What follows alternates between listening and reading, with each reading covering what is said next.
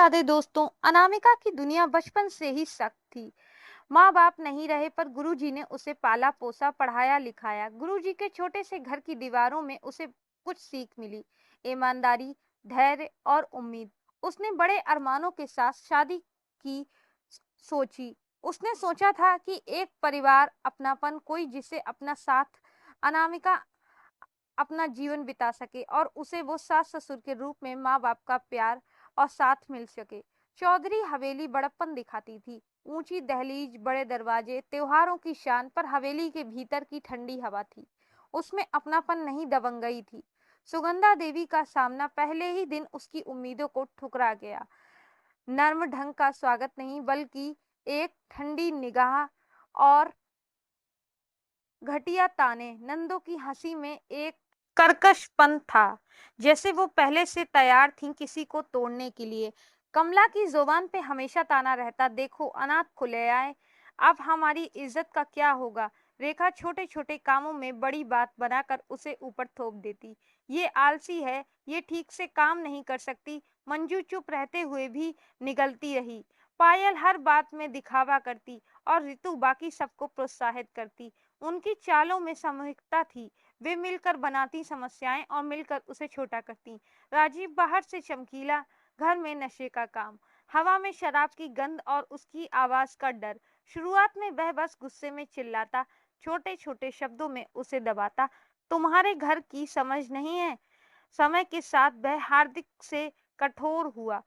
शराब की वजह से उसकी भावनाएं और हाथ दोनों तेजी हो गए। पहले महीने अनामिका रोती रहती। वो रातों में छत पर बैठकर सितारों से बात करती, कहाँ मेरी गलती, पर रोना उसे बदलता नहीं। हैरान और अकेली वह घर के काम में जुट जाती, सोचती कि सहन करना ही अब समाधान है। पर सहन हदें टूटने लगती हैं जब तानों का सिलसिला बढ़ता है, जब पति शराब के नशे में मारता, जब रसोई में चुपते शब्द छोड़े जाते। नंदों की चालें महीनों में शख्सियत बनाने लगती। वे छोटी छोटी योजनाएं बनाती, किसी त्योहार पर जानबूझकर उसके हाथ का खाना बनवाना और फिर सार्वजनिक रूप से उसकी तारीफ ना करना, उसकी थाली में नमक कम होना तय कर देना और फिर सभी के सामने चिढ़ाकर कहना, देखो किस तरह का खाना बनाया है। उसकी साफ सुथरी चादर में कुछ कालिक दिखाकर उसे शर्मिंदा कर देना, मेहमानों के सामने उसे बेइज्जत कर देना। ये सब छोटी छोटी चालें थीं, पर लगातार इन चालों का असर इमोशनल था। अनामिका धीरे धीरे खुद पर शक करने लगी कि ससुराल की भाषा यही बनी कि अनामिका अपर्याप्त है। जब उसने चुपके से सिलाई सीखी तो उसने सोचा कि यह खुशखबरी होगी, लेकिन नंदे जब उसके बने कपड़े देखती तो वो हंसते हुए कहती, किसे बेचेगी ये, हमारे खानदान की इज्जत क्या कर देगी। और सास के कटु मुस्कान, उसके चेहरे पर एक अर्थ छुपा होता, हमारे नियमों को तोड़ेगी तो सजा पाना तय है। राजीव की शराब उसकी हिम्मत खा गई। जो व्यक्ति शाम को अपने दोस्तों के सामने हंसता था, वही घर आकर चीखता और मारता। वह छोटा छोटा बहाना ढूंढ कर गाली देता, किसी टूटी थाली के लिए, किसी ढीली सिलाई के लिए, किसी बातें सुनकर आग बगवा कर देता। शराब ने उसकी इंसानियत पर घेरा डाल दिया। वह नियंत्रण खोकर किसी भी चीज पर हाथ उठा देता। अनामिका को सबसे अधिक चोट उस रात लगी जब उसने पहली बार अपने पति के हाथ से भेद महसूस किया। उसका हाथ उसके चेहरे पर आकर लगा और हवा में बस वह एक शब्द गूंजा, तुमसे कुछ नहीं होगा।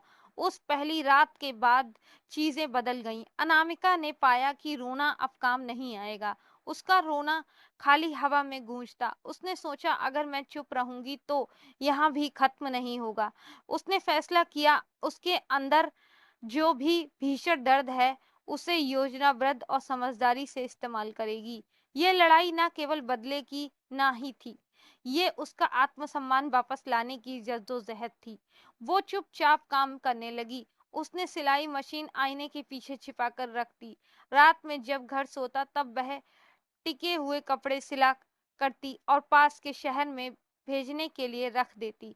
उसने छोटे छोटे ऑर्डर लिए, बच्चों के कपड़े, महिलाओं की साड़ियों के किनारे। धीरे धीरे खाते में कुछ पैसे आने लगे। कभी-कभी जब वह पैसे गिनती, उसे छोटे से कागज पर अंकित मुट्ठी भर रुपए उसके लिए विशाल महसूस करते। नंदो ने इसकी खबर जब पाई तो वे क्रोधित हुईं।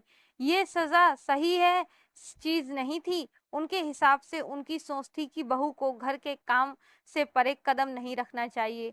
उनके पास बहाने थे। ये कब से कमाने लगी? किसने उसे पढ़ाया? हमारी इज्जत खतरे में है।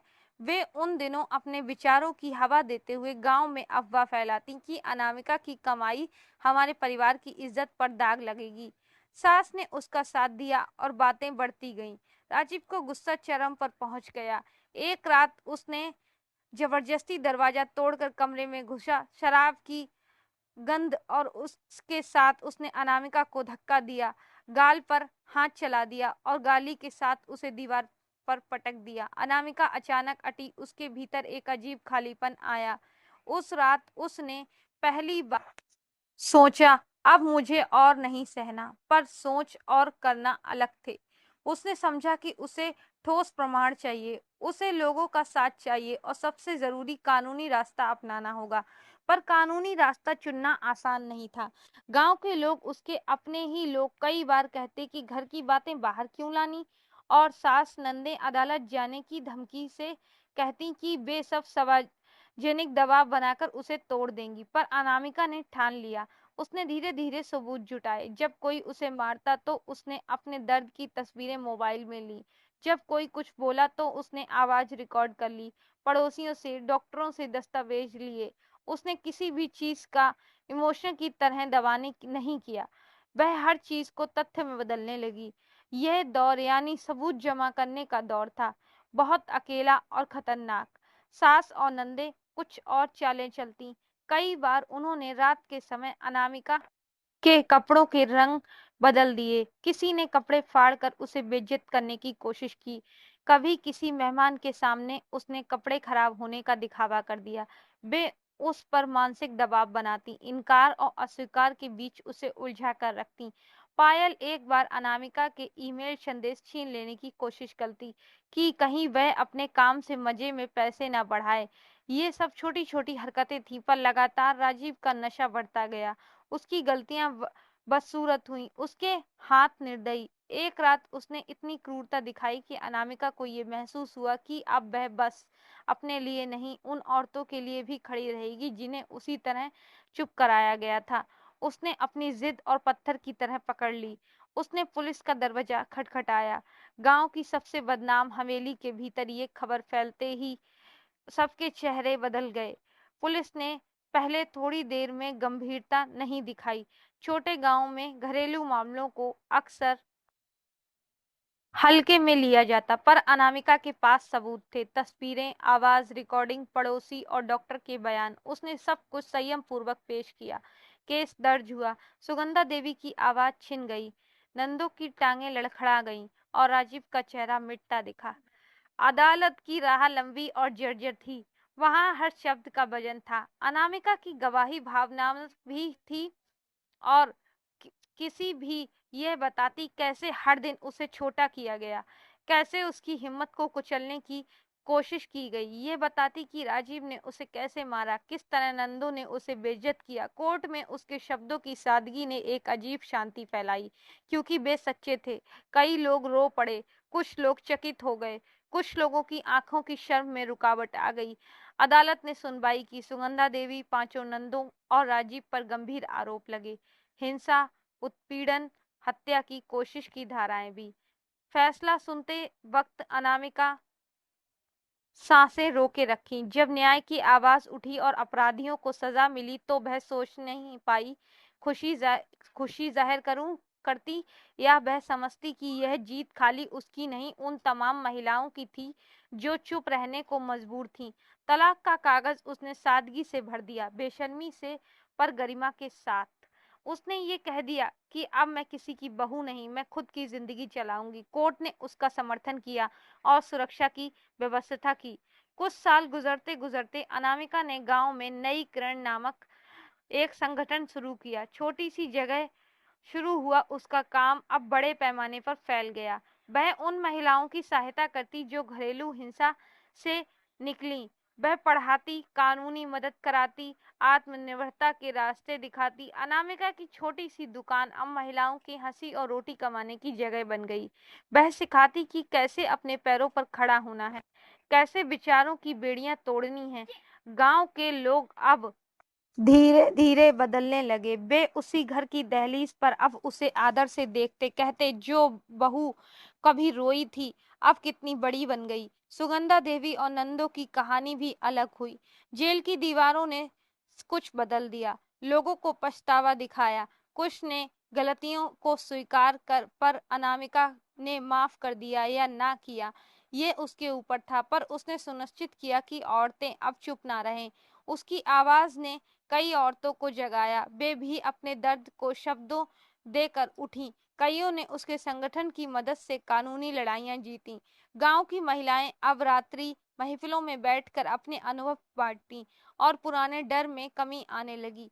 कहानी का अंत ये नहीं था कि सब कुछ पहले जैसा हो गया। अंत ये था कि एक औरत ने जब अपनी जिंदगी की किताब बदल दी, खुद को दोबारा लिखा, उसने न केवल अपने लिए बल्कि उन सभी के लिए न्याय की राह बनाई जो पहले दब गए थे। ये कहानी हमें ये सिखाती है कि लड़की को हर जुल्म बर्दाश्त नहीं करने चाहिए, क्योंकि जब तक वो बर्दाश्त करेगी तब तक उसे कभी सम्मान नहीं मिलता, वो खुद छीना जाता है। दोस्तों, उम्मीद करती हूँ आपको ये कहानी पसंद आई होगी, तो हमारे चैनल को सब्सक्राइब करना मत भूलना। कल फिर मिलते हैं एक नई वीडियो के साथ। धन्यवाद।